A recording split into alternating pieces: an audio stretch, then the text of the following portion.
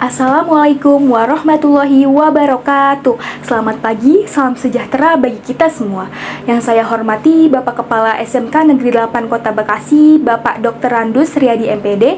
Yang saya hormati Bapak dan Ibu Guru beserta staf SMK Negeri 8 Kota Bekasi, dan juga teman-teman saya yang saya cintai. Marilah kita panjatkan puji syukur kehadirat Allah Subhanahu wa Ta'ala, karena atas limpahan rahmatnya kita dapat berkumpul pada pagi ini dalam keadaan yang sehat.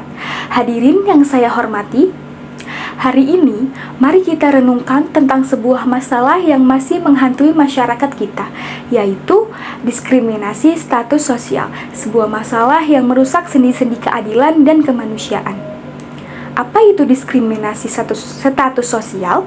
Diskriminasi status sosial adalah perilaku tidak adil atau pengucilan terhadap individu atau kelompok berdasarkan status sosial mereka.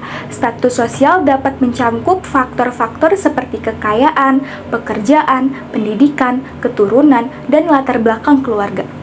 Mengapa diskriminasi status sosial terjadi?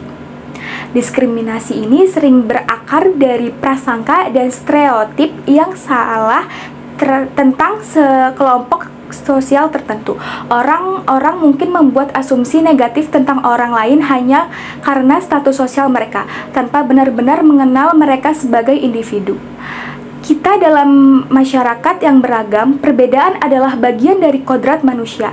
Ada yang kaya, ada yang kurang mampu, ada yang berpendidikan tinggi, ada yang tidak, ada yang memiliki jabatan tinggi, ada yang bekerja sebagai buruh. Namun, apakah perbedaan ini menjadi alasan untuk memperlakukan seseorang secara berbeda? Tentu saja tidak. Kita sering mendengar kisah-kisah tentang orang-orang yang berperilaku tidak adil karena status sosial mereka. Ada yang ditolak saat mencari pekerjaan, ada yang diabaikan saat membutuhkan bantuan, ada yang bahkan menjadi korban kekerasan. Ini adalah kenyataan pahit yang harus kita hadapi.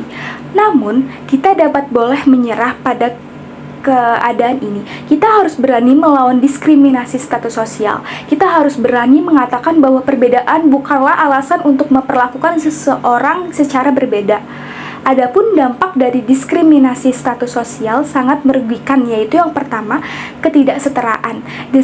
Diskriminasi ini menciptakan jurang pemisah antar kelompok sosial, membatasi akses ke peluang, dan memperburuk ketidaksetaraan ekonomi. Yang kedua, ada marginalisasi, yaitu individu dan kelompok yang didiskriminasi seringkali terpinggirkan, tidak memiliki suara, dan tidak dapat berpartisipasi penuh dalam masyarakat.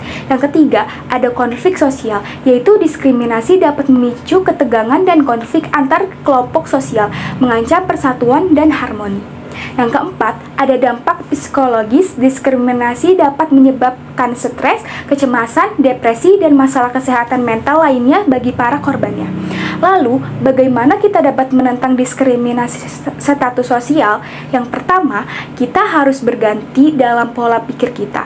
Kita harus menghormati setiap orang sebagai manusia, apapun status sosialnya. Kita harus melihat bahwa setiap orang memiliki hak yang sama untuk hidup dengan layak dan dihormati. Yang kedua, kita harus tidak takut menentang diskriminasi. Jika kita melihat atau mendengar tindakan diskriminatif, kita harus tidak takut menegurnya dan memberikan peringatan. Yang ketiga, kita harus mendukung upaya-upaya pemerintah dan organisasi masyarakat sipil dalam memerangi diskriminasi.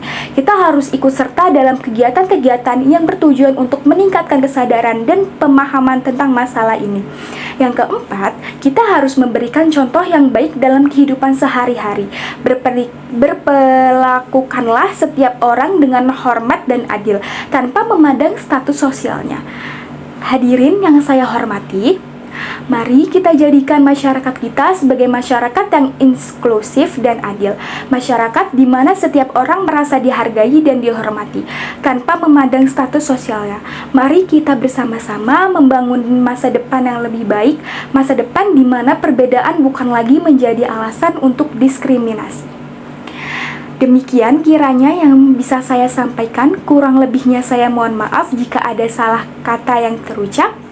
Wassalamualaikum warahmatullahi wabarakatuh.